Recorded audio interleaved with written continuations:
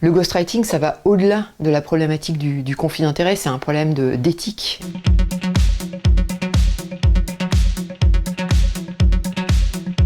Le ghostwriting, ça consiste pour une firme à faire rédiger des textes par ses employés ou par des personnes qu'elle rémunère, mais ces personnes ne signent pas en fait la production. Ce qui est problématique dans le ghostwriting, les auteurs fantômes, c'est qu'il y a des signataires de ces articles, donc qui sont parfois des scientifiques qui travaillent dans des universités, qui ont une apparence d'indépendance parce qu'ils n'ont pas de lien apparent de subordination avec Monsanto, mais qui en fait ont été rémunérés pour apposer leur signature. Donc ils apportent le vernis de leur réputation et ils crédibilisent ces articles qui sont en fait produits par la firme dans le fond pour défendre son produit. Que ce soit des articles pour la presse grand public, donc des tribunes par exemple, qui sont publiés dans des grands médias, ça peut être le New York Times ou peut-être Le Monde, mais c'est surtout problématique pour des articles qui sont publiés dans la littérature scientifique. Que des articles très très